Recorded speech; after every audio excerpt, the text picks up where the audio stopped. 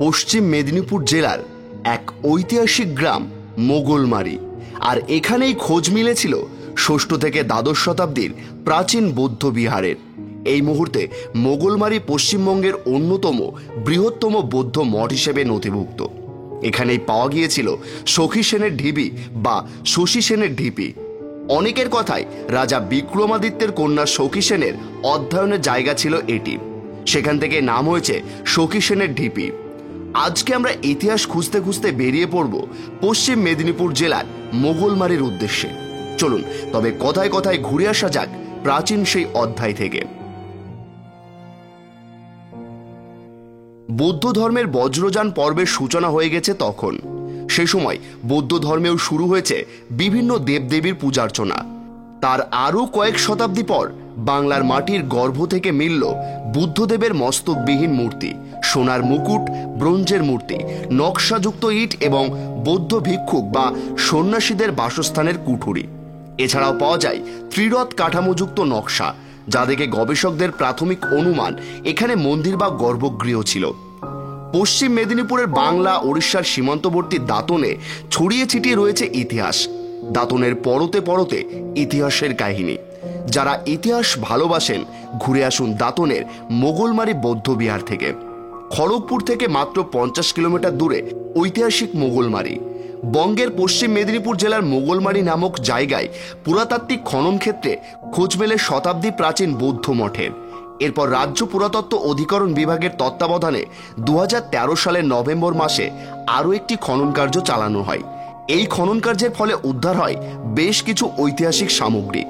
কলকাতা বিশ্ববিদ্যালয়ের পুরাতত্ত্ব বিভাগের অধ্যাপক অশোক দত্তের নেতৃত্বে 2003 সালে একদল পুরাতাত্ত্বিক খনন কার্যের প্রথম পর্যায়ে মোগলমারি গ্রামের দুটি জায়গাকে খননের জন্য বেছে নেয়।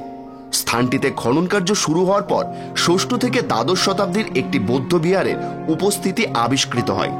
মোগলমারি নথিভুক্ত হয় পশ্চিমবঙ্গের অন্যতম বৃহত্তম বৌদ্ধ মঠ হিসেবে। খনন কার্যের প্রথম অংশের নাম দেওয়া হয়েছিল NGM-1। ইটের এই ঢিবিটি স্থানীয়ভাবে সখী সেনের ঢিবি বা শশী সেনের ঢিবি নামে পরিচিত ছিল। প্রচলিত ইতিহাস নিয়ে মতের অমিল এখানেও রয়েছে। কিছু মানুষ মনে করেন এই গ্রামে ছিল অমরাবতী।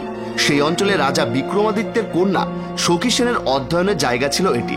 সেখান থেকে এই নাম এসেছে বলেই ধারণা। মোগলমারির এই প্রত্নক্ষেত্র আসলে একটি পাঠশালা বলে মনে হয়।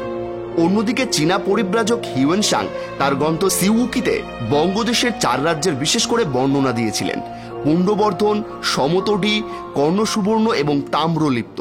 এই তাম্রলিপ্ত রাজ্যে 10টি বৌদ্ধবিহার এবং 1000 বৌদ্ধ সন্ন্যাসীর উপস্থিতির কথাও উল্লেখ করেন। আর এখনো পর্যন্ত তাম্রলিপ্ত অঞ্চলে কোনো বৌদ্ধ বিহারই আবিষ্কৃত হয়নি মোগলমারি ব্যতীত। উত্তর পূর্ব ভারতে অবস্থিত অন্যান্য বৃহৎ প্রাচীন বৌদ্ধ স্থাপত্যগুলির মধ্যে এটি ছিল অন্যতম।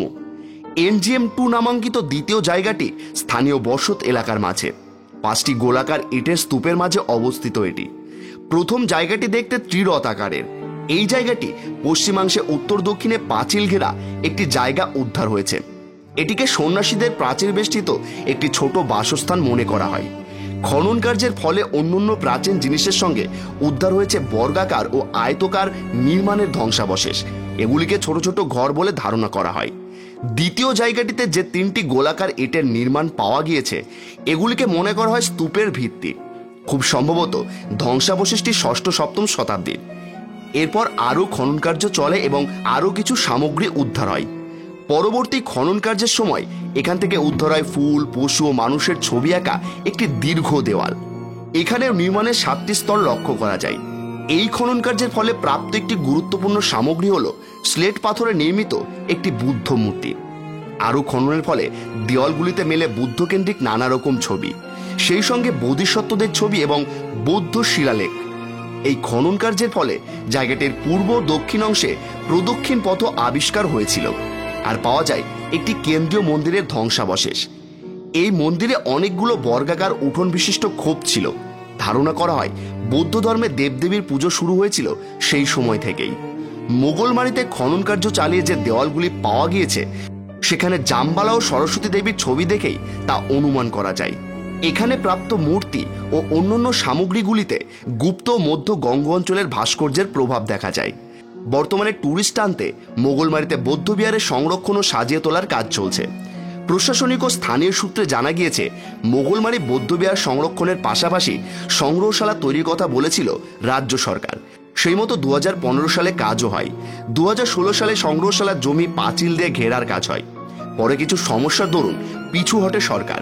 তারপর থেকেই অবহেলায় পড়ে বৌদ্ধবিহার। রোদে জলে ক্ষতি হচ্ছে বৌদ্ধবিহারের খনন কার্যে পাওয়া পুরাতাত্ত্বিক নানা নিদর্শনের। সংরক্ষণের অভাবে খসে পড়ছে স্ট্যাকু মূর্তিও। আশা করা যায় আগামী দিনে বাংলার এই প্রাচীন ক্ষেত্রটি আরও যত্ন করে সংরক্ষণ হবে। ইতিহাস পড়তে ছুটে আসবেন দেশ বিদেশের মানুষ।